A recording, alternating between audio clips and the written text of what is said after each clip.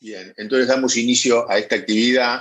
Adelante. Como les comentaba recién, habíamos tenido la presencia de Marcelo en el análisis preelectoral de las elecciones brasileras, y la idea de este segundo encuentro yo pensaba que es más como una suerte de cartografía, donde tanto Mariano como Marcelo nos tendrían que mostrar los distintos mapas que se han conformado a partir del triunfo de Lula en Brasil, con un nuevo mapa político y de poder también en esta nueva presidencia de Lula, con un nuevo mapa en el sentido de cómo se va a insertar o se intenta reinsertar Brasil nuevamente en el liderazgo regional, y un nuevo mapa en el sentido de la relación de Brasil también con el resto de los poderes y la nueva conformación geopolítica.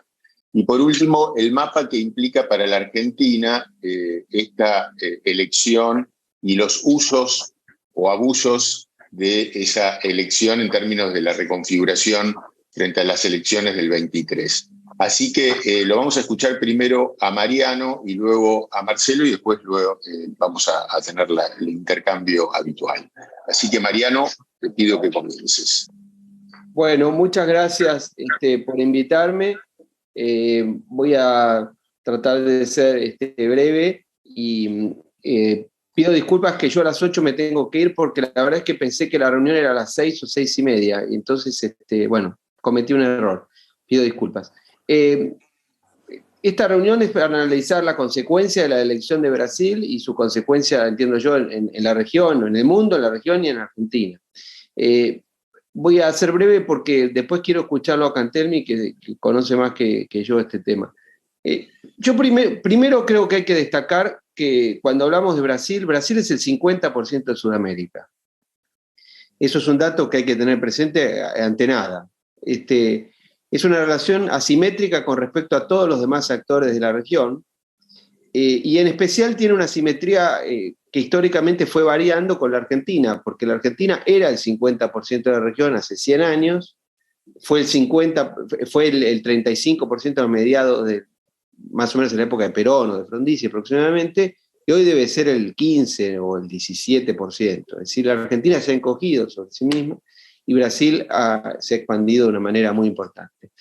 Brasil se ve a sí mismo como una gran potencia, como una potencia regional. Brasil tuvo una primera década de este siglo en la cual tuvo bajo el liderazgo de Lula, ¿no? Y como consecuencia de lo que había hecho antes Fernando Henrique Cardoso, pero tuvo un gran periodo de esplendor, podríamos decir, que se puede graficar en esa etapa de The Economist, que decía algo así como que el pan de azúcar era como un cohete que se elevaba. Es el único país americano que tuvo una corte europea. Es un dato no menor que hace a las instituciones, muy importante. Eso fue como consecuencia, ustedes saben, de la invasión napoleónica en 1808 a la península ibérica. Y esta elección de Lula es una elección histórica. Bueno, Lula ha conseguido hermanarse con Getúlio Vargas. Getúlio Vargas volvió al poder después de haber gobernado del 30 al 45, vuelve al poder en el 51, una presidencia que terminó muy mal en el suicidio de Vargas, si no me equivoco, en agosto del 54. Pero Lula es un líder. Lula, si yo no me equivoco, participó en 6 elecciones presidenciales, perdió 3 y ganó 3 seguro. Creo que perdió 3 o al menos 2. En este momento hay o hasta ayer, o hasta hoy, hasta ayer, lo que hemos leído, hay una cierta incertidumbre en Brasil en torno a la figura de a quién va a nombrar en el gabinete, en especial en las áreas económicas. El Ministerio de Economía aparentemente se dividía entre Hacienda y Planeamiento. La figura de Fernando Haddad está como posible candidato a distintas posiciones. Pero hay una expectativa y hay como una lupa permanente sobre la mirada de Lula, sobre qué va a ser y si la política de Lula va a ser parecida a la del 2003, a su primer periodo, en el cual le dio una cierta continuidad a las políticas impulsadas por Fernando Henrique Cardoso, o si va a ser un Lula más parecido ya habiendo tomado tanta fortaleza después de 2 periodos, esa política ya que se extravió en cierta forma en el gobierno de su sucesora, y en especial que después terminó tan mal al año, creo, de la segunda presidencia de Dilma, la cuarta del PT, que termina en el juicio político. Otra cosa muy importante para tener en cuenta, que obviamente muchos, pero es bueno recordarlo, ¿no? Brasil es un país que en 30 años destituyó a 2 presidentes, un presidente liberal y un presidente socialista, y una presidenta socialista. Bueno, obviamente es importante determinar el ministro de Relaciones Exteriores. Hay una candidata, María Luisa Viotti. Dicen que podría ser Mauro Vieira, que fue canciller de Brasil, que fue embajador aquí. Después fue embajador en Naciones Unidas y en Washington, y ahora tiene un cargo, una embajada menor, no sé si en Croacia, en un país de Europa del Este. Antonio Patriota, he leído que puede ser candidato también, pero todo el esquema diplomático respondería a Morín, que pasaría a ser esta vez como un super asesor, como un equivalente a un National Security Advisor, y no como canciller por su edad. Tampoco se sabe defensa. Y después, yendo a la política, hay que ver un tema importante: si Lula, por ejemplo, ¿qué va a hacer Lula frente a Rusia? Porque frente a Rusia, Bolsonaro tuvo una posición polémica, entiendo yo, en atención a los intereses de Brasil, ¿no? En no adherir a las sanciones, como tantos otros países que incluso con muy buena relación con Estados Unidos, como Arabia Saudita, las monarquías del Golfo, Israel, India, que condenaron la invasión pero no aplicaron a las sanciones. Un tema fundamental es ver si Lula va a insistir en esta tercera presidencia o quinta presidencia del PT, en esa actuación global tan ambiciosa que tuvo durante su gobierno, que llevó a Morín. Hay un libro muy interesante al que le interese esto, una especie de memorias de Morín, se llama Acting Globally, es decir, la actuación global de Brasil. Cómo Amorín se ve a sí mismo como un gran actor en el sistema, el rol que se asigna a sí mismo en la negociación con Irán, por ejemplo.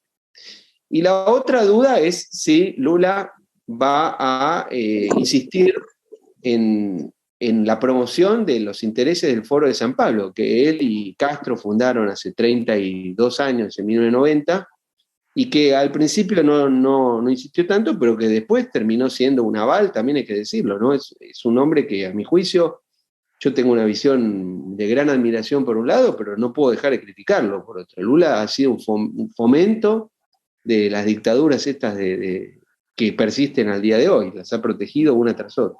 Pero es una duda, hay que ver qué prima más. La Argentina.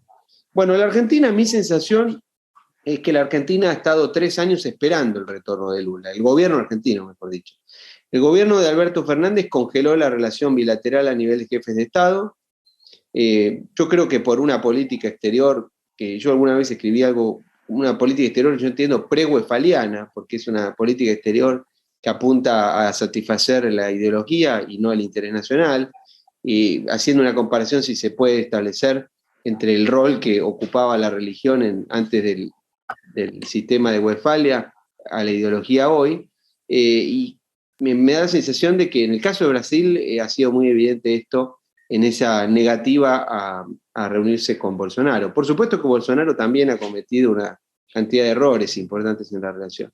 Ahora, hay que ver Lula, ¿qué hizo Lula cuando fue presidente? Bueno, Lula cuando fue presidente, yo creo que tuvo un doble juego con la Argentina, yo tengo una visión muy crítica en ese plano.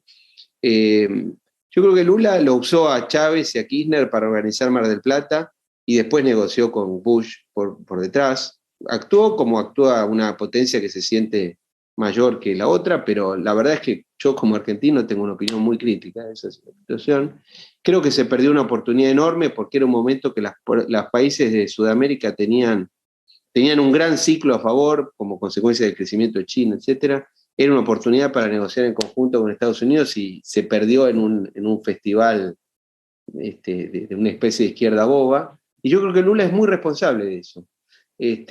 Por supuesto, también Kirchner y ni hablar Chávez, ¿no? Pero ahora, yendo al presente, para el gobierno argentino es importante la vuelta de Lula, porque el gobierno argentino había hecho una apuesta, aparentemente, por una especie de alineamiento con México, que yo creo que era una política también totalmente voluntarista, de pensar que México iba a abandonar sus prioridades estratégicas que están en su relación con América del Norte, con Estados Unidos en particular, por aliarse con un país como la Argentina. Realmente me pareció que era un infantilismo total, pero era lo que insistían, y Alberto Fernández se maravillaba hablando de su amigo López Obrador, etc.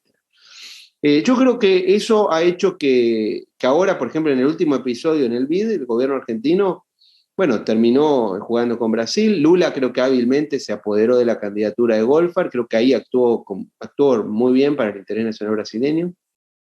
La Argentina apuesta, entiendo yo, apuesta a que Alberto Fernández pueda reelegir en la CELAC, si es que puede, tratando de aprovechar que no hay otro candidato. Aparentemente Lula vendría a la Argentina ya a los pocos días de asumir la presidencia, el 24 de enero, en una reunión en la Argentina. Con respecto al Mercosur, en este periodo Uruguay no consiguió, a pesar de su más o menos afinidad ideológica con Bolsonaro, no logró avanzar. Aparentemente la relación de la calle con Bolsonaro no ha sido todo lo que se esperaba. Y el gobierno argentino ha hecho una apuesta importante a Lula, y bueno, Lula ganó por menos de lo que se esperaba, pero ganó. Esto yo creo que va a mejorar en este año la relación bilateral, obviamente, de presidentes. Yo creo que Scioli ha hecho un buen trabajo como embajador. Esta vuelta de Scioli ha sido desprolija, porque pues no debió haber vuelto de la manera a los 20 días, eso creo que fue incorrecto, pero creo que su elección al principio fue una buena elección y creo que él hizo una tarea importante, pero un buen embajador no sustituye un mal presidente, entonces eso no tiene arreglo. Los 3 años que se perdieron. Lo último que digo, porque para cerrar, es el tema del acuerdo Mercosur-Unión Europea, que en la clase política argentina, incluso en la oposición, había una especie de acuerdo de que una presidencia de Lula podía ser mejor en el largo plazo, porque una presidencia como la de Bolsonaro era muy disruptiva, muy de ruptura permanente, y que eso en el largo plazo era mejor para, en ese sentido, un gobierno como el de Lula, por la visión que el Bolsonaro generaba tan negativa en Europa. Ahora, yo soy poco optimista con esto. Yo pienso que la figura de Bolsonaro y el tema ambiental y el tema del Amazonas es una excusa formidable para no avanzar con el acuerdo ese, que en el fondo hay un veto gigantesco de Francia y de Polonia y otros países. De modo que ahora quiero ver que no está más Bolsonaro, qué excusa se va a aplicar en ese sentido. De manera que es probable que Bolsonaro era un obstáculo en eso, pero me da la sensación de que esto no lo va a remover plenamente. Así que bueno, yo quería comentar eso, el rol de Brasil, qué Lula puede ser, si es un Lula más parecido al del 2003 o al del 2010 y al de Dilma ya en los gobiernos subsiguientes. La apuesta que ha hecho el gobierno argentino, discutible o no, pero que creo que es esa, y el acuerdo de Unión Europea-Mercosur, que tengo mis dudas de que vaya realmente a poder cambiar en función de eso. Yo pararía acá porque no quiero extenderme y quiero escuchar a Cantelmi. Después, si hay alguna duda, encantado.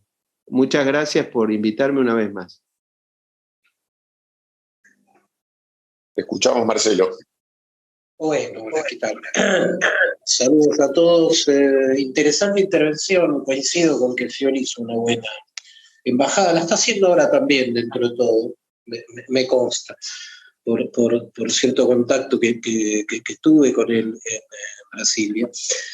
Yo vi las 2 elecciones, ciertamente la primera votación fue muy rotunda para entender el encierro o el problema político que el próximo gobierno de Brasil iba a tener. El gobierno saliente, el presidente saliente, Bolsonaro, o lo que pueda llegar a significar el bolsonarismo sin Bolsonaro, que es una posibilidad política muy, muy concreta hoy día en Brasil. Reunió muchísimo más votos de lo esperado, ganó las 2 minorías en el Congreso, obtuvo avances muy importantes que después iban a confirmar en la segunda vuelta en estados importantísimos como São Paulo, Río de Janeiro, Minas Gerais. De modo que delante de la PT se alzó una estructura opositora realmente muy significativa que se corona en la segunda vuelta, la vuelta definitiva, por una diferencia apenas de 1,8%, que gana Lula da Silva, 2 millones de votos sobre más de 120 millones de sufragios, realmente algo notable. Y queda muy claro que de algún modo lo que indicaba la votación era el voto cruzado de gente que votó a uno porque no quería votar al otro, no porque lo eligiera, sino porque no quería a este otro, porque no había otro para elegir. El país se dividió en estas dos partes. Y además, en el caso de Lula, más claramente que en el caso de Bolsonaro, quedó muy claro el giro del centro al centro-derecha que estuvo realizando a través también de su alianza de 10 partidos, que se coronó de una manera bastante notable con la incorporación de Simone Tebet, una senadora del PMD ahora, hacendada, señora de derecha tradicional, no esto que después vamos a definir un poco qué es Bolsonaro, de derecha, que de algún modo en 25 días entre la primera y segunda vuelta cambia totalmente al PT. Hasta los emblemas que pasan del rojo al blanco, aparece mucho más la religión, el respeto a las familias, el antiabortismo. Lula llamando al antiaborto realmente era bastante llamativo para quienes hemos venido cubriendo Brasil desde el 2002. Desde las dos primeras presidencias de Lula. Digo, este giro refleja en realidad no solo lo que es esencialmente, profundamente Lula, a decir verdad, que nunca fue un hombre de izquierda, sino que además está emergiendo de lo que es hoy Brasil. Brasil vota por el centro. Hay muchos parecidos con Estados Unidos en ese sentido, salvando las distancias. Del mismo modo que el centro vota a Biden, lo acaba de confirmar, el centro vota en Brasil. Y vota dándole la victoria a Lula, pero poniéndole una enorme estructura de oposición adelante, y no le da la victoria a Bolsonaro porque no se la merece, porque la pierde por su propia decadencia. Bolsonaro no es un liberal, a extremo tal no es liberal, que esta es una confusión y se entiende, ¿no?, que genera mucho desconcierto en Brasil. De modo que Lula hay que tratar de definirlo más o menos, caracterizarlo más o menos políticamente lo que es. No es un hombre de izquierda, sería más fácil para los periodistas si fuera de izquierda, es un hombre, un socialdemócrata, yo diría que un socialdemócrata bastante moderado, gobernó con sus dos primeros gobiernos, como dicen en el mercado en San Pablo. Es interesante hablar con los analistas que hablan del Lula 1 y el Lula 2. El Lula 1 es el Lula liberal, el Lula 2 es el Lula de Dilma Rousseff, del desquicio, que fue el gobierno de Dilma, el primer gobierno que derrumba un crecimiento tremendo que le deja a Lula a Dilma de 7,5%, queda en cero, después el desastre de los 2 años siguientes, con una especie de confusión enorme, incluso a nivel ideológico, que terminan con el juicio político sin razón. A Dilma la echan porque tenía un 7% de apoyo, punto. No había ninguna razón legal para echarla, pero hubo un acuerdo total dentro de esa estructura para cambiarla porque la situación del país no daba para más, según la opinión de quienes decidieron expulsarla del poder. Realmente era un gobierno muy desgastado. Pero Lula, a lo largo de las dos campañas, de la primera y la segunda, jamás habla de Dilma Rousseff, de los dos gobiernos del PT, no existieron. Los únicos gobiernos que existieron en la narrativa de Lula Silva fueron los liberales, y digo liberales con conciencia, de los dos primeros gobiernos de 2013 en adelante, que fueron un éxito. Lula termina 8 años de gobierno con superávit fiscal los 8 años, resuelve la deuda contraída por Fernando Henrique Cardoso para el Fondo Monetario Internacional, con exceso, digamos. Cumple con el fondo con exceso, está feliz de hacer eso, y genera incluso dentro de Petrobras una operación de ingreso a capitales privados prácticamente sin precedentes, 80.000 millones de dólares. Cosas que fueron más o menos marcando el perfil real de Lula da Silva, un socialdemócrata con ambiciones de liderar a la región. Decía antes que Bolsonaro pierde, se derrota a sí mismo. Si Bolsonaro hubiera tenido una actitud de derecha real, se trató de identificar, a ver, comparado la vez pasada, yo decía, con Sebastián Piñera, con la calle Pou, con Macron, y ustedes pueden aportar nombres, seguramente hubiera ganado la elección, pero seguramente paseando lo hubiera ganado. Pero su discurso absolutamente altanero, difícil, con una actitud muy despectiva hacia las mujeres, hacia el periodismo, hacia las cuestiones de género, que irritaron a la juventud sobre todo, y además una gobernanza bastante mediocre, porque yo veo por ahí algunos colegas de izquierda que sostienen que hay presiones para Lula, ahora que va a asumir el 1 de enero, para mantener las políticas neoliberales de Bolsonaro, y me pregunto, ¿cuáles fueron las políticas neoliberales de Bolsonaro? No hay. En realidad hubo mucho populismo en el gobierno de Bolsonaro. Y ojo, esto le genera a Lula una gran complicación hacia adelante. Bolsonaro está dejando un abismo fiscal que se va a denotar el año que viene, de más o menos 4.5 puntos del PBI de Brasil. Estamos hablando de cerca de 74.000 millones de dólares, que hay que ver cómo se los puede completar. La desesperación que tuvo Lula da Silva para poder reunir antes del 1 de enero acuerdos, hoy logró un gran paso en el Senado, con más de 30 manos alzadas para un extra en el techo del gasto público. Como saben, en el gobierno de Temer, que ese sí fue liberal, el gobierno de Temer de transición entre la salida de Dilma y la llegada de Bolsonaro, se acordó con un gran amigo de Lula da Silva, Enrique Meireles, ex presidente del Banco Central durante sus 2 gobiernos, se acordó un techo, el famoso techo del gasto público en Brasil, que no puede ser tocado salvo por la incidencia inflacionaria. Bolsonaro se la pasó rompió por lo menos 3 veces claramente. La última vez para las elecciones estas, con 8.000 millones de dólares, para una especie de plan platita, como se lo calificó acá en su momento, para poder ganar el voto de los votantes de Lula. Se generó ahí un gran problema fiscal.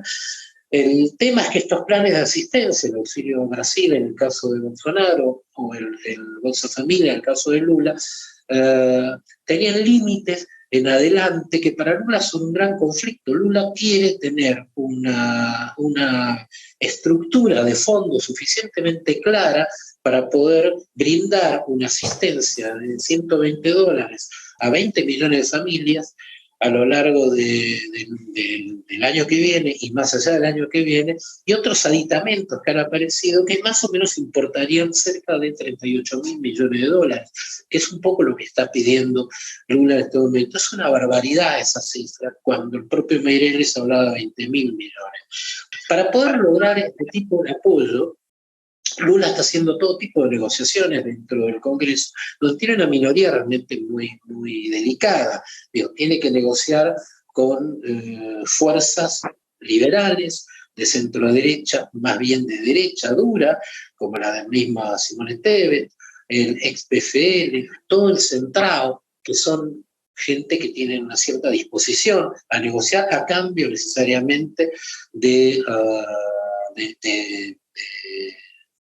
alternativas para poder llevar adelante esto, y esto va a significar el comportamiento futuro político de Lula da Silva dentro de Brasil, por lo menos. Vamos a ver, en mi opinión, un Lula muy diferente al del 2002, pero sí muy ligado a una línea más conservadora, más de centro, hacia la derecha, más allá de lo que diga, digamos, más allá del discurso de tribuna.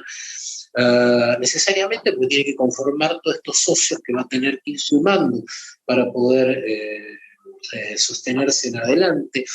Es muy poco claro si efectivamente va a ser Fernando Haddad el ministro de Economía, es el ministro de Hacienda. Se va a dividir el Ministerio de Economía en planeamiento, Hacienda e Industria. La idea original de Lula da Silva es ponerlo a Haddad y colocar a un economista liberal, bien concreto, como para dar un mensaje al mercado de equilibrio. No hay un economista liberal que quiera entrar al gobierno en esas condiciones. Y prácticamente yo no creo que un gobierno de un PT profundo en Hacienda, en economía, tenga mucho futuro. Creo que va a durar realmente muy poco. ¿Cuál es el problema que tiene Lula? Una gran desconfianza del mercado. ¿Por qué tiene desconfianza del mercado? Porque al revés del envión que le encontró cuando llegó al gobierno en 2003, en este momento ustedes saben, todos lo sabemos, la situación mundial es bastante complicada. Digamos, la colección de recursos que tiene que hacer Lula se va a enfrentar con una pared concreta, sobre todo por el alza de tasas debido a la inflación y la situación global, la semi-recesión o recesión total que está registrando Europa, la caída del crecimiento de China, de Estados Unidos. Eso va a hacer que si aumentan las necesidades financieras del Estado, no es muy claro de qué manera va a resolver precisamente esta deuda enorme fiscal que le deja Bolsonaro al próximo gobierno, que es necesario cerrarla, porque si no se cierra esa deuda, el endeudamiento de Brasil va a seguir creciendo. Es decir, que la fantasía que tiene Lula de tener el superávit fiscal y la deuda más o menos encajada se va a convertir en un grave problema. ¿Cómo se resuelve eso? Aumentando impuestos. Digamos, el dolor del ajuste lo va a tener que pagar absolutamente Lula da Silva. Quiere aliviar la cuestión social precisamente para que no le estalle cuando empiece a ajustar las tuercas de la economía del año que viene, que van a tener que ser tuercas muy duras, digamos. Si va a haber algún ajuste liberal, va a tener que venir de Lula o no va a venir de ninguna parte. Luego, para la región sí, es bastante claro, era bastante claro en mi presencia en Brasil, hablando con muchos diplomáticos y colegas, que Estados Unidos estaba esperando con ansias que ganara Lula da Silva la presidencia, porque Bolsonaro era un problema realmente en la región, no tenía prácticamente contacto, es una figura iliberal, equivalente en muchos casos, me lo dijeron incluso diplomáticos norteamericanos, equivalente a un Orban, o un Donald Trump, un hombre muy incómodo, y consideran que Lula da Silva va a tener la posibilidad de abrir un movimiento un poco más fluido de liderazgo sobre una región que es realmente muy, muy inquietante, digamos, su situación en el escenario actual. Vamos a tener discursos bastante incómodos de Lula da Silva. Lula da Silva no va a tener menor pudor en elogiar o en ser permisivo con regímenes como comentaba recién. Realmente a uno le gusta mucho más escucharlo a Boric criticando, Boric, el chileno Boric, criticando la dictadura de Nicaragua, que es una dictadura, o la dictadura de Venezuela, que es una dictadura, o la de Cuba, que explicándonos a todos que hay que ser piadosos, pacientes, o tener cierta expectativa de cambio, de influencia. Amorín, que fue el canciller de Lula los dos gobiernos, que tiene 80 años ahora, todavía él insiste en que es mejor predicar con el ejemplo. Así que, entre tanto, tenemos este problema de lo que puede llegar a configurar, por ejemplo, el caso más agrio del momento, que es el caso nicaragüense. Digamos, no hay ejemplo posible, uno diría. Pero vamos a ver que va a haber bastante condescendencia de parte del gobierno de Lula a nivel internacional con este tipo de gobiernos. En cuanto a Argentina, yo todo lo que escuché del PT es cuál es el gobierno que viene. Prácticamente no hubo interés en hablar de este gobierno. Lo que interesa centralmente al PT es quién va a gobernar Argentina en adelante. Eso me lo marcaron muchas figuras de PT, como que esto hay que aguantarlo, hay que dejarlo vivir, y se notó un poco cierta fatiga en el momento que llegó el presidente Fernández a Brasil, apenas horas después que terminó de hablar en la calle Lula da Silva, después de haber ganado las elecciones, y aparece una delegación de casi 20 personas, casi todo el gabinete, por Brasil, a un Lula que se acaba de despertar para tratar de atender al amigo de Argentina que llegaba para hacerse una foto. Eso no cayó bien, no fue algo bienvenido. Y en el pasado recuerdo cuando estaba vivo Néstor Kirchner y Lula venía a Argentina y hablaba con el matrimonio Kirchner, gente que ahora es muy importante en la transición dentro del PT, me comentaron a mí mismo que una actitud que tenía Lula en general con el matrimonio Kirchner era, no, a mí no me lo cuenten, yo sé la verdad. Y eso de alguna manera se notaba respecto a la perspectiva de estos meses. En Brasil les cuentan que el gobierno actual no va a tener renovación, más allá de los sueños de algunos dirigentes, y sí hay mucha curiosidad y bastantes dudas, porque la tenemos nosotros también, sobre quién va a gobernar el país. Muy bien, gracias Marcelo. Tengo anotado a Vicente Palermo. Sí, un gusto realmente. Hola, bueno, soy el primero. Bueno, gracias. Muy buenas las exposiciones, llenas de observaciones agudas y también de interrogantes. Entonces, yo quería preguntar dos cosas. La primera tiene que ver con un tema que abordaron los dos, que es la política externa y la relación con Argentina. Mi pregunta es si ustedes consideran que, no sé cómo decirlo, pero que Brasil tiene estratégicamente alguna capacidad gravitatoria sobre la política exterior argentina, porque la política exterior argentina no de este gobierno solo, en general, está bien que, bueno, durante la presidencia de Macri creo que se hizo un intento más o menos serio para poner los patitos en fila, pero en general la política exterior nuestra no tiene ancla, es como una banda al viento, una banda de aeropuerto al viento, ¿no? Entonces uno diría, bueno, pero debería hacer un esfuerzo importante como parte de su formación de política exterior para compatibilizar, compaginar, organizar en unas líneas de aproximación. ¿No? Bueno, esa es una pregunta. Quiero saber, no en esta coyuntura me parece totalmente razonable que los brasileños digan, bueno, mire, esperemos mirando para otro lado y cuando sepan quién va a ser el presidente nuevo, ahí nos interesemos. Perfecto, más allá de lo que pueda o no conseguir Scioli. Bueno, la otra pregunta tiene que ver con política interna, que es básicamente, yo coincido con todo lo que se ha dicho. Ahora, personalmente tengo una cierta duda en relación a la capacidad que vaya a tener Bolsonaro para liderar un partido de oposición. Sin duda que ahora se puede hablar de un bolsonarismo, pero la impresión que yo tengo es que eso se puede desinflar. ¿Por qué? Y bueno, por lo fragmentado que es la política interna brasileña.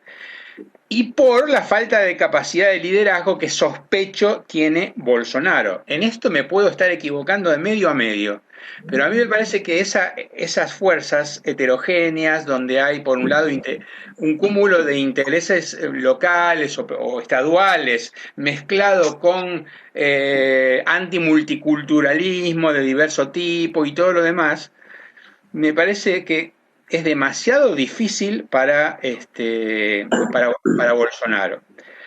Y yo la verdad que no recuerdo, el único partido que se consolidó, pero porque se consolidó desde abajo y de a pocos en la oposición, fue el PT. Después, al contrario, por ejemplo, el PSDB, que uno decía, uy, pero qué partidazo, cómo nos gustaría tener un PSDB acá, cómo me gustaría ser tucano. No pasó nada. Después de 2 presidencias muy buenas de Fernando Enrique Cardoso, no pasó nada. El PSDB, que en paz descanse. Y esto, un minuto más, para conectarlo con una pregunta que tiene que ver con, está bien, el bolsonarismo, entre comillas, ganó posiciones en el Congreso y tiene gobernadores. Pero el problema es que en el Congreso, históricamente, en Brasil, lo manda lo que se llama el centrón, ¿no? Para los que no saben de qué estoy hablando, me refiero a un cúmulo básicamente fisiológico de poderes que saben conectarse entre sí, saben conectarse bien con los gobernadores y con la presidencia, ¿verdad? Pero digamos, sin ellos no se puede hacer política en el Congreso y no se puede hacer política en Brasil. Ahora, la consolidación del bolsonarismo es otra cosa, porque el Centrón no es bolsonarista. Claro que hay muchos bolsonaristas ahí, sobre todo por conveniencia, pero el problema es que una cosa es que en el Congreso mande el bolsonarismo y otra cosa es que mande el Centrón. Yo preferiría, por supuesto, que mande el Centrón. Pero bueno, quería saber cómo ven ustedes el tema, ¿no? Fantástico. Yo les diría que Mariano y Marcelo contesten, después está Luis Rapaport, pero me parece que valdría la pena que contesten pregunta, intervención por intervención. Yo contesto rápidamente, así lo dejo a Mariano que amplíe en todo caso. El centrado es el 50% de la votación en Brasil. Ahí está el Partido Liberal, donde está Bolsonaro, los progresistas, los republicanos, ahí está Lira, el presidente de la Cámara de Diputados, que quería ser reelecto, Lula había hecho algún mohín, y ahora nos enteramos que el PT está totalmente de acuerdo en que Lira sea reelecto, ¿cierto? Lo que dice Palermo, todo se negocia en esa ventanilla, que más que ventanilla parece una puerta de garage hoy día, por todo lo que se va a negociar en adelante. Me gustó algo que dijo Vicente respecto al PSDB. El PSDB es el gran partido de la derecha de Brasil, el de Fernando Henrique Cardoso, últimamente socio absoluto de Lula da Silva, y lo interesante, Vicente, es que lo que uno nota analizando cotidianamente la cuestión de Brasil es que el PSDB sí ciertamente está muriendo, pero se está reencarnando en el PT. Si el PT deja de ser lo que era y pasa a ser aparentemente lo que es el PSDB, esa centro-derecha, esa socialdemocracia que va absorbiéndose entre los dos. La relación intimísima entre Cardoso y Lula lo marcan a nivel de las figuras. Y en cuanto al bolsonarismo, muy buena la mirada. En Brasil hay muchas dudas de que el bolsonarismo exista con Bolsonaro, no que desaparezca. Ha aparecido una fuerza importante dentro de Brasil, que es este voto, donde hay mucho voto pobre también dentro del bolsonarismo, y donde se anotan ya algunos participantes. Digo, estamos apenas viendo la interna. Tarcísio de Freitas, gobernador de San Pablo, es uno de los candidatos que se firma que va a tratar de tomar ese lugar. Sema, gobernador se me el nombre del estado, de Minas Gerais, también el otro candidato, un liberal, gente que va por la derecha de una manera mucho más prolija y que además tiene una fantasía, digamos, para llamarla de algún modo en un dibujo. ¿Cuál es la fantasía que tiene esta gente? Que el año que viene, como va a haber que ajustar la economía, la figura de Lula se va a desgastar. La figura del nuevo gobierno va a sufrir algunos problemas, porque la foto hoy de Brasil es muy buena, la película no es buena. Pero la foto hoy es de una inflación baja, baja desocupación, situación en general buena para las clases medias. Y suponen que eso hace que se ensanche el bolsonarismo, no se achique.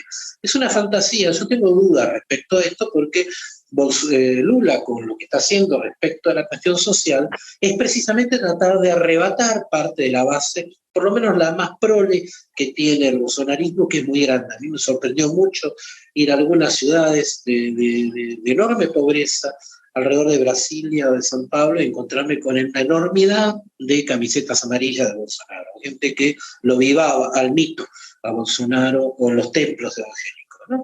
Digo, tiene una base pobre muy importante, tiene su carisma, Bolsonaro, pero no tiene calidad de líder, así que es muy probable que sea relevado, más no el bolsonarismo. El bolsonarismo yo creo que llegó para quedarse. Yo coincido con lo que se dijo. Voy a responder sobre el otro tema que me parece que Vicente Palermo preguntó sobre qué actitud tiene sobre todo la oposición. Me parece que ante este tema, creo que preguntaba.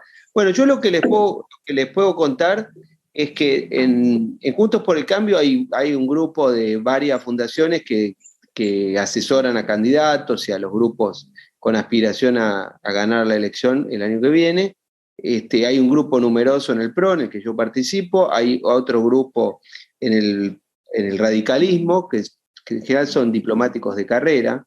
Hay un grupo más pequeño del partido de Carrió, y hay algunos amigos nuestros también del peronismo federal, que bueno, yo los conozco bien, son ex diplomáticos y políticos. Todo eso confluye en una serie de reuniones y demás que tienen un nivel de acuerdo bastante elevado, diría muy elevado, creo que es un punto en el que hay bastante consenso. Y el tema Brasil, obviamente, es una realidad. Ha habido varias reuniones, seminarios, almuerzos, etcétera, sobre Brasil, estudiando Brasil, recorriendo el tema Brasil, con mejor nivel de lo que se sabe en la población. Yo creo que una cosa que se equivocan en los partidos estos es que deberían difundirlo más, porque después se dice acá nadie estudia nada, nadie se prepara para nada, y la verdad es que no es así. Hay bastante mejor nivel, no es perfecto, ni mucho menos, somos todos argentinos, pero es mejor de lo que la gente cree. Y como no lo difunden, al final solamente se difunde la pelea y la cosa que obviamente también existe. Con respecto a Brasil, por ejemplo, yo les propuse a varios de ellos, les dije que una vez constituido el gobierno brasileño, en el mes de febrero, marzo, en algún momento que sea razonable, habría que hacer una misión de varios de estos asesores, no digo los candidatos, pero sí de varias figuras que puedan tener un relieve político, de todos, ir a Brasil, tomar contacto con parlamentarios, con gobernadores, si es posible, obviamente con figuras del gobierno, y que habría que hacerlo. La relación es muy asimétrica. Los que han trabajado en esto, no es mi caso, ¿no? Los que han trabajado en esto, te digo, gente que ha sido canciller o embajadores en Brasil, te dicen que, bueno, que también hay una realidad. Brasil no está pensando en Argentina. Ahora, Brasil tiene algunas aspiraciones globales y regionales que el endoso argentino es importante. Un tema que siempre se discute es, bueno, Brasil tiene la pretensión de acceder a una banca permanente en el Consejo de Seguridad. La Argentina se ha opuesto siempre y es razonable que se oponga. Ahora, al mismo tiempo, la banca permanente no se la van a dar a Brasil, no se la va a dar nadie a Brasil, como no se la va a dar nadie a Japón. Las Naciones Unidas son imposibles de ser reformadas por el sistema de veto. Entonces, a veces es oponerse a algo que no... ¿Para qué nos vamos a oponer tanto si se opone, si no se lo van a aprobar los miembros permanentes? Pero es un ejemplo. Les digo, hay coincidencia en que es clave, hay una coincidencia en que es la única manera que tiene un país de la escala de Argentina para enfrentar una rivalidad estratégica de potencias, que es un dato estructural entre Estados Unidos y China, y que eso va a continuar, nos guste o no nos guste. No podemos determinar, no tenemos nada solamente podemos observarlo y tratar de minimizar los riesgos y aprovechar las oportunidades, pero ni la Argentina ni siquiera la región en su conjunto está en condiciones de eso. Así que les diría que en ese sentido yo tengo una mirada positiva sobre la oposición en ese plano. Creo que hay gente valiosa, con experiencia, con edades diversas, algunos son de carrera, otros son políticos, algunos son más académicos, otros son más politiqueros, pero hay un buen nivel, y hay un buen nivel de relación entre todos. Hay una administración de egos razonable, hay gente más talentosa, hay gente menos talentosa, a algunos les puede gustar más o menos, pero creo que es positivo. Así que en eso yo tengo una mirada optimista sobre eso. Muy bien. Luis Rapaport. Sí, la pregunta es sencilla. Primero, perdón que llegué tarde y me lo perdí a Mariano. Estaba en una reunión, no. Perdón. Uruguay está intentando abrir su economía y avanzar en acuerdos internacionales. La pregunta es, Brasil, con independencia de las fracciones, el Centrao y qué sé yo, ¿qué piensan ustedes hacia dónde va desde el punto de vista de lo comercial, acuerdos internacionales, apertura, etc. Cuando Luis Lacalle Pou empezó a hacer su gestión con el acuerdo con China, bastante improbable ciertamente, teniendo en cuenta la relación que tiene Brasil con China.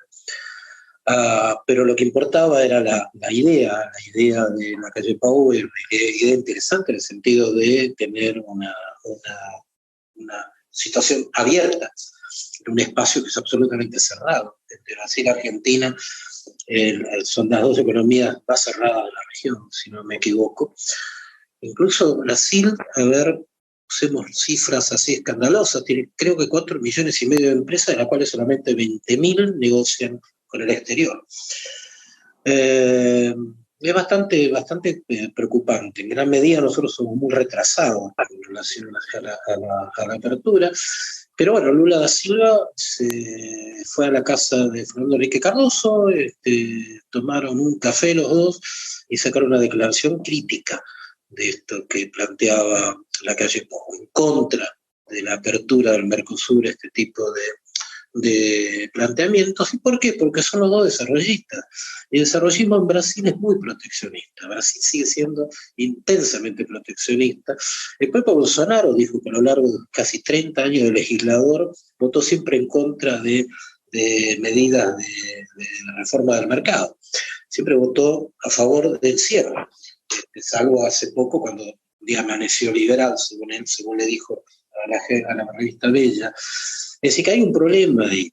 Yo no creo que Lula esté para dar ese paso, más allá de que las circunstancias lo van a obligar a dar muchos pasos, pero me parece que se va a mantener dentro de la línea tradicional, que se nota mucho. Fíjense que a lo largo de todo el gobierno de Bolsonaro, con un ministro como Guedes, que llegó con las estrellas de su academia liberal en la Universidad de Chicago, prácticamente no se hizo ningún tipo de reforma liberal en Brasil, más allá de la retórica.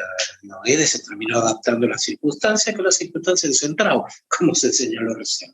El centrado determina cómo se negocia en Brasil.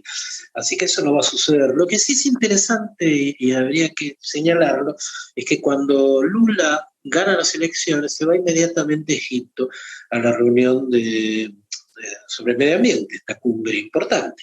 ¿Y por qué hace eso? Porque revolea la cuestión del Amazonas como una etiqueta, una apertura hacia el resto del mundo. Él dice, yo voy a proteger el Amazonas como se protegió antes.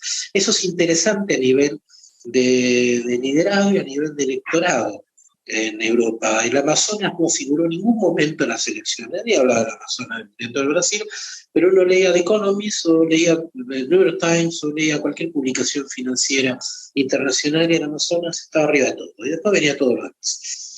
Porque el Amazonas importa en un momento de crisis medioambiental como esta. Y ahí Lula estuvo sí hábil explicando, bueno, yo soy el hombre para eso. Y del mismo modo soy el hombre, le dice a Estados Unidos, para tratar de darle un poco de sentido, de lógica a esta región absolutamente loca, en la cual estamos viendo, sobre todo la parte sudamericana. Van a ver la relación muy, muy fluida que va a tener este presidente con el gobierno demócrata de Joe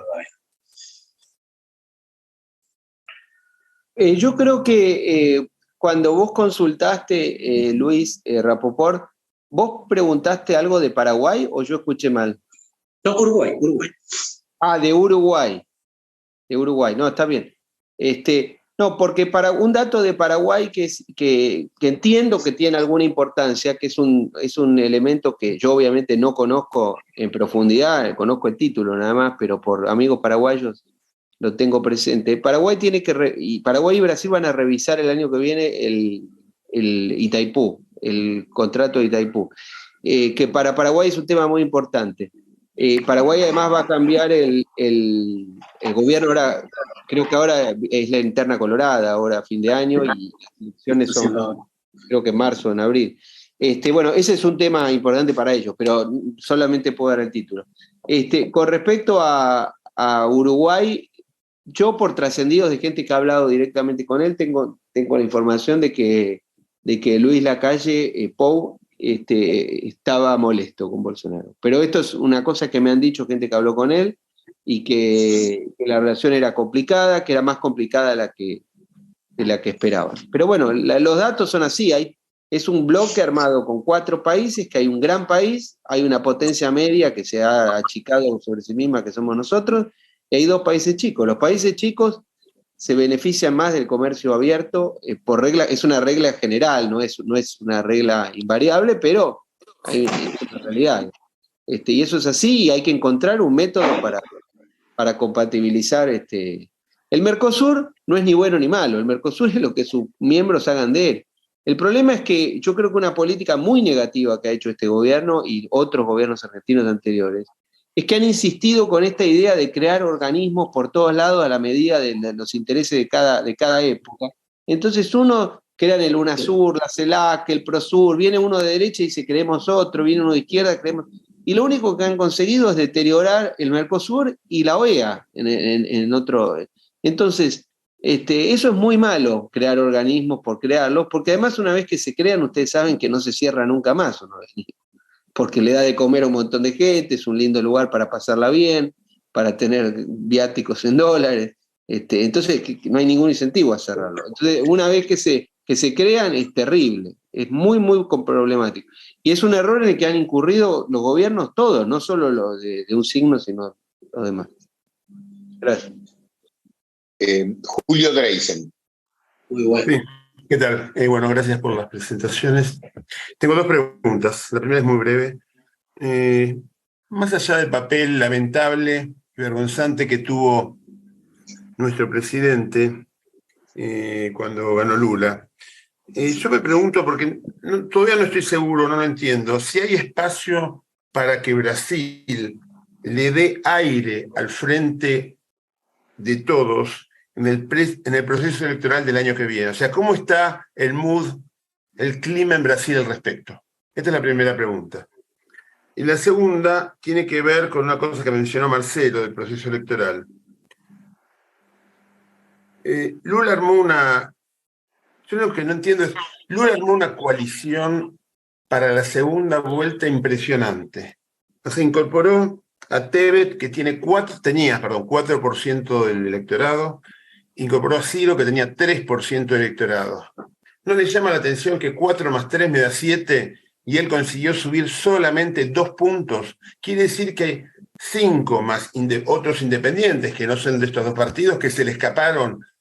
Entonces mi pregunta es, el tema de la corrupción,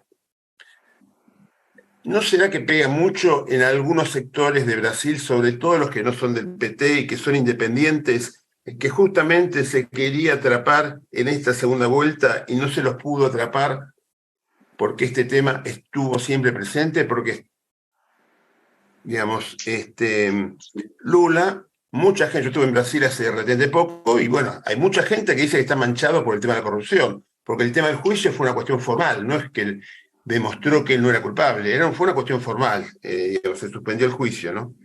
Así que bueno, son estas 2 cuestiones. Si él está con una cuestión la primera cuestión, si puede llegar a influir en nuestro proceso electoral, y la segunda, ¿en qué medida esta cuestión es algo que va a estar arrastrando él durante todo su mandato o no? La realidad es que Bolsonaro se ocupó de decírselo todos los días, ¿no? Obviamente. Había una realidad, Julio, qué buen planteo. Había una realidad en las 2 elecciones. Yo recuerdo que viajé de Brasilia a San Pablo. En Brasilia, ciudad burocrática, había una sensación de que por ahí las cosas eran más claras, como sostenían las encuestadoras. Recuerden que las encuestadoras pronosticaban una victoria apabullante del PT.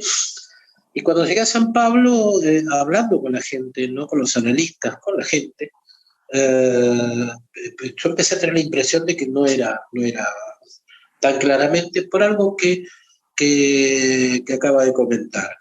Lo que decía la gente de la calle era que Lula debería disculparse por 2 cuestiones importantes. El Lava Jato ¿Perdón? Bueno, fenómeno. Cuando llega me llama, porque yo estoy acá viendo Hola. me llama. Bueno, No tengo el control yo, pero está Isidoro ¿Sí? con el micrófono abierto. Perdón. Bueno, decía, por dos cuestiones te debía pedir disculpas. Y se consideraba que se le hubiera dado muchísimo más claridad en el voto. En gran medida, posiblemente no consiguió más por eso. Una era el Lavallato, reconocer que hubo corrupción. Hay un debate con Bolsonaro en la primera vuelta y con otros dirigentes políticos, donde hay una especie de suave reconocimiento de Lula, donde dice, bueno, sí hubo gente que confesó, como diciendo, bueno, como se obligaron a confesar, eso existió, pero muy limitado, no conformó, eso se citó mucho en la prensa, como que fue también una indicación de los CEOs, que lo orientaban a Lula en estos debates, pero no hubo autocrítica. Lamentablemente la autocrítica es una mala palabra en nuestra región, como saben, no lo mismo en Europa, o el reconocimiento del lugar político, ¿no? Y la otra cuestión que se le demandaba que pidiera disculpas fue por el desastre del gobierno de Dilma Rousseff. El gobierno de Dilma Rousseff generó un caos, realmente, una crisis. Su ministro de Economía, Guido Mantega, que acaba de salir del sistema de transición, precisamente, yo creo que como una señal al mercado, precisamente, se lo veía muy incómodo. Guido Mantega estuvo tratando de que Ilan Godofan, este nuevo presidente del BID, brasileño, ex miembro del Fondo Monetario, actual miembro todavía, el miembro del Fondo Monetario, no llegara al BID, teniendo este tipo de señales bastante incómodas. Bueno, salió Mantega del equipo de transición por alguna razón concreta. Lo que se planteaba era que este desastre que ocurrió, que tuvo 2 años de contracción Brasil, que destruyó la clase C, esa clase media que crece de una manera espampanante durante los 2 gobiernos de Lula da Silva y desaparece en el gobierno de Dilma Rousseff, significaron una gran disculpa, diciendo, bueno, el PT gobernó mal, pero no hubo eso. Y eso yo creo es un costo que está muy enmarcado recién, es un costo que pagó electoralmente Lula da Silva. Y hasta el momento le está diciendo que la gran corrupción de Brasil no es el lavallato, sino el acuerdo del presupuesto secreto para el Parlamento que hizo Bolsonaro, que ciertamente es un capítulo corrupto. No sé si saben que una parte del presupuesto se discute en secreto con el Parlamento en Brasil, se ha convertido en una gran corporación, peligrosa corporación, por cierto, que habría que tratar de volver a equilibrarla, cosa que le va a costar mucho a Lula, pero ese no es el gran escándalo de corrupción de Brasil. Así que vemos ahí una cerrazón. Y en cuanto a Argentina, acá hay una ilusión. Yo creo que es un poco, si me permiten, Bioy Casares decía que en cualquier análisis hay que tener en cuenta la anchura y la estupidez humana, ¿no? Y yo creo que acá hay una anchura y estupidez muy grande cuando desde el gobierno se supone que la victoria de Lula ya tiene efecto en la victoria o en alguna renovación de las actuales autoridades argentinas. No tiene mucha relación. Y aparte vamos a ir viendo, como lo vimos durante los 2 gobiernos de Lula, que la manera como gobierna Lula no es precisamente como se gobierna acá. Y una gran bandera de Lula en las elecciones, eso va a ser muy recordado, fueron sus 8 años de superávit fiscal. Digo, el orden fiscal, no la emisión. La inflación, el ataque a la inflación es un registro nacional desde las épocas de Cardoso. Y todos los gobiernos tienen que hacer eso y lo están haciendo, están cumpliendo, todo lo contrario de madre argentina. Sí, perdón, Marcelo, Mariano se tiene que retirar, no sé si querés decir algo antes de irte. Yo me tengo que retirar, les agradezco una vez más a los organizadores, a las autoridades del club y un honor poder compartir este panel con una persona tan calificada y que de quien siempre uno aprende en sus columnas y sus opiniones. Muchísimas gracias y les pido 1000 disculpas por la salida unos minutos antes. Gracias y un abrazo. Genial, muchas gracias, Mauricio. Gracias, Mariano. Tengo anotada a Graciela Fernández Mejía.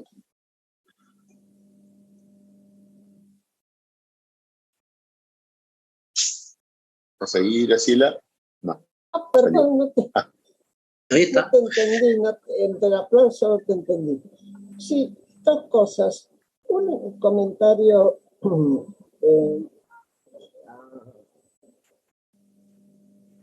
se llama? A Julio. Julio, cuando vos decís que Ciro Gómez y fulano dicen, voten, dan sus votos o dan su apoyo al candidato, no necesariamente la gente que votó a Ciro lo va a votar a Lula automáticamente. Una cosa es los votos que Ciro sacó, otra cosa es cuántos de esos votos van a ir porque él lo señale o muestre el camino a Lula. Y el tema de la cerrazón de Brasil, yo tuve una experiencia personal, volviendo de Inglaterra cuando era senadora, me encontré con Carlos Chacho Álvarez en San Pablo y de ahí seguimos a Brasilia para verlo a Fernando Henrique Cardoso. No me acuerdo si fue en Brasilia o en San Pablo mismo, que nos encontramos con Fernando Henrique Cardoso. Bueno, charlamos de varias cosas y entre otras, Chacho le preguntó qué opinaba él de hacer un mercado grande, de abrirse, como, incluso como ejemplo Maastricht, obviamente, ¿no? Poco menos que se nos rió en la cara.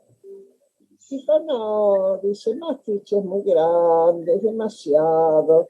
Dice, nosotros acá, ustedes, por ejemplo, si Uruguay les dice, puedo pescar 50 cajones más de merluza, les dicen, y sí, pesquen nomás. Y ya está. Y puso ese ejemplo muy de relación bilateral, muy cercana, y que no tenía que ver con el armado, obviamente ni siquiera, yo diría, del Mercosur. Era como que no estaba convencido para nada, lo cual va en la línea de lo que vos, Cantelmi, decías, y Marcelo, y también me parece que Mariano, ¿no? Me parece que, a ver, así como, yo no sé, y esto es una pregunta, yo no sé si así como nuestra diplomacia es errante, siempre se dijo que Itamaraty tenía una visión que que tenía algún sentido. ¿Eso se mantiene o se rompió con Bolsonaro o con algún otro gobierno? Queda como preguntas. Hola Graciela, gusto saludarte. ¿Qué tal, Marcelo? ¿Cómo va? No, se rompió, Brasil se volvió muy insular. Las comparaciones con el trumpismo, con Donald Trump, son muy fuertes en Brasil, ¿no? Muy intensas, son entretenidas incluso, porque no solamente se compara las dos figuras, sino lo que hay debajo de la figura. De alguna manera, el juego intelectual es, bueno, si Bolsonaro es Trump, ¿quién es Biden? Lula.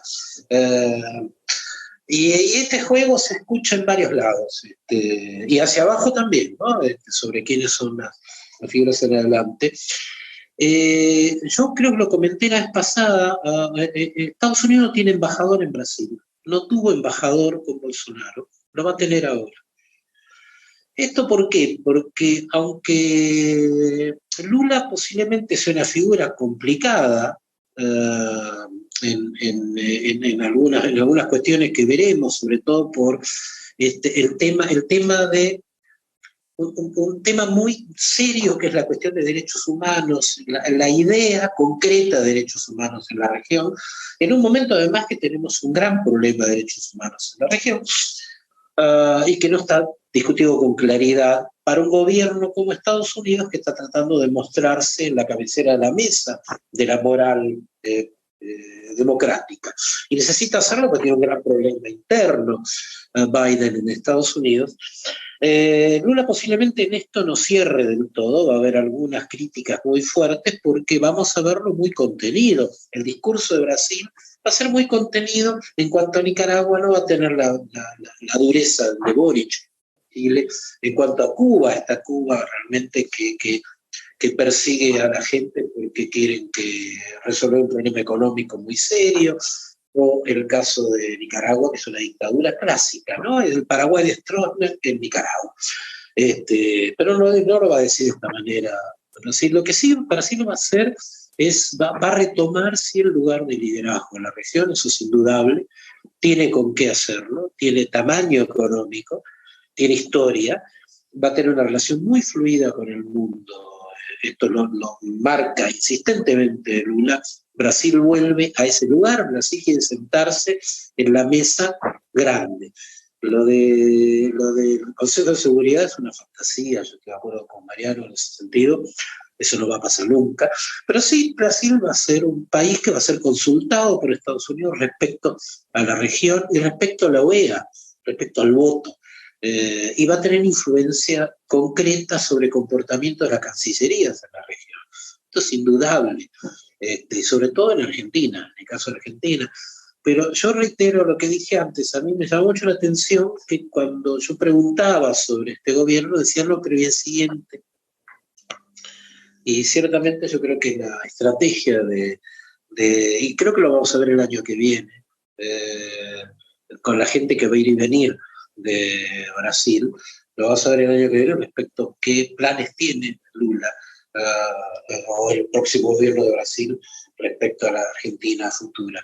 Lo que no hay que perderse de Brasil, ya lo hemos charlado varias veces, vos y yo, no hay que perderse en estos laberintos de la izquierda y de la derecha. Lula es pragmático, Lula es muy pragmático y a esta altura de la historia va a ser mucho más pragmático que antes. Bien. No tengo más oradores, no sé si alguien más quiere decir algo, si no, ya podemos... Sí. Perdón. Agrego una cosa. Lula, como sindicalista que era, yo lo conocí en el 81 en Ginebra, votaba a la derecha. Su voto era a la derecha. Después, bueno, lo pusieron de mascarón de proa en el PT y fue aprendiendo, así como aprendió a hablar el portuñol y ahora se entiende y antes no se le entendía nada porque hablaban nordestino, fue aprendiendo otras cosas de otras culturas y en eso es muy inteligente. No se le puede negar su capacidad, su inteligencia y su capacidad de adaptación. Pero yo creo que más bien es conservador, mucho más que la izquierda.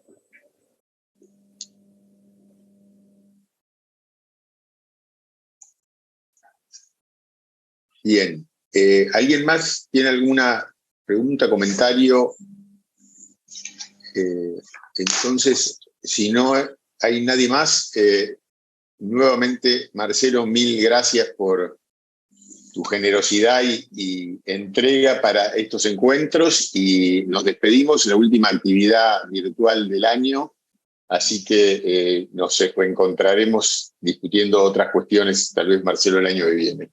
Alejandro, Sí, desmuteémonos para aplaudir, desmuteémonos para aplaudir, chicos. Muy bien. Desmuteémonos. Muchísimas gracias. Alejandro, paso el aviso de el lunes 19 de diciembre, encuentro de fin de año del club. Ahí está la información por mail, hay tiempo para anotarse, los esperamos, ya se está anotando bastante gente. Ocasión para juntarse, brindar y compartir un buen momento. Gracias. Así es. Bueno, nos vemos entonces. Abrazo a todos. Muchas gracias. Hasta luego. Gracias, Marcelo.